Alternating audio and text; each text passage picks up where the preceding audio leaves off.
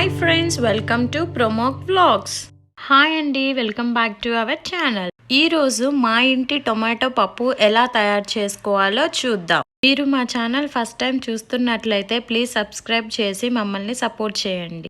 Tomato పప్పు చేయటానికి కావాల్సినవి ఇప్పుడు చూద్దాం. ఇక్కడ నేను 1/3 కప్పు కందిపప్పు, 1 టేబుల్ స్పూన్ ఎర్ర కందిపప్పు తీసుకున్నాను. 3 బాగా పండిన టొమాటో, 2 ఉల్లిపాయలు, 15 పచ్చిమిర్చి, గుప్పెడు కరివేపాకు, తరిగి పెట్టుకున్న కొత్తిమీర, 3 ఎండుమిర్చి, 10 వెల్లుల్లి, 2 టేబుల్ స్పూన్ల పోపు దినుసులు తీసుకోవాలి.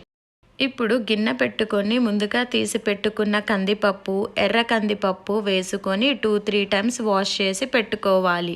ఎర్ర కందిపప్పు వాడటం వల్ల పప్పు చాలా రుచిగా ఉంటుందండి. అలాగే హెల్త్ బెనిఫిట్స్ కూడా చాలా ఉన్నాయి. ఈ ఎర్ర కందిపప్పులో vitamin A, vitamin B1, B2, B3, fibre, potassium ఇంకా ఎన్నో ప్రయోజనాలు ఉన్నాయండి. ఇలా కడిగి పెట్టుకున్న తర్వాత 1 కప్పు నీళ్లు పోసి 30 నిమిషాల వరకు నానబెట్టుకోవాలి. పప్పు నానేలోపు ఉల్లిపాయని, టమోటాని, పచ్చిమిర్చిని కట్ చేసి పెట్టుకోండి. ఇక్కడ నేను 1 ఉల్లిపాయనే వాడుతున్నానండి, రెండవది పోపులోకి వాడతాను. ఈ విధంగా నేను కట్ చేసి పెట్టుకున్నాను. 30 నిమిషాలు అయ్యాక నానపెట్టుకున్న పప్పును ఇప్పుడు చూద్దాం. చూడండి, ఇక్కడ నాకు బాగా పప్పు నానిందండి. ఇలా నానపెట్టుకోవడం వల్ల గ్యాస్ సమస్యలు తగ్గుతాయి.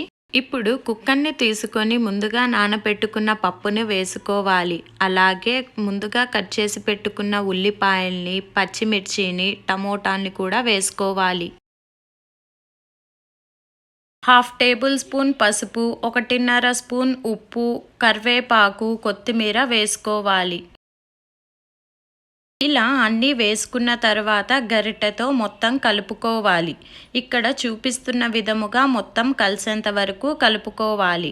ఇలా ఈ విధంగా కలుపుకోవాలి. ఇలా కలుపుకున్న తర్వాత కుక్కర్ మూత పెట్టి విజిల్ పెట్టుకొని స్టవ్ మీద 4-5 విజిల్లు వచ్చేంత వరకు ఉంచాలి. ప్రెగ్నెంట్గా ఉన్న వాళ్ళు ఎర్ర కందిపప్పును తింటే బేబీ గ్రోత్ అనేది బాగుంటుందండి. ఎవరైనా ప్రెగ్నెంట్గా ఉన్న వాళ్ళు ఈ రెసిపీని ట్రై చేయండి.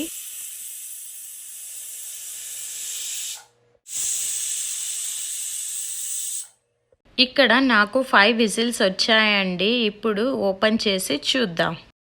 ఇక్కడ నాకు పప్పు బాగా ఉడికిందండి. ఇప్పుడు ఎనుపుకుందాం. పప్పు గుత్తితో పచ్చిమిర్చి నలుపుకుంటూ మెదుపుకోవాలండి. అప్పుడే మిరపకాయల్లో ఉన్న కారం బయటకు వచ్చి పప్పు స్పైసీగా ఉంటుంది. ఇలా ఈ విధంగా ఎనుపుకోవాలి. ఇప్పుడు దీనికి పోపేద్దాం.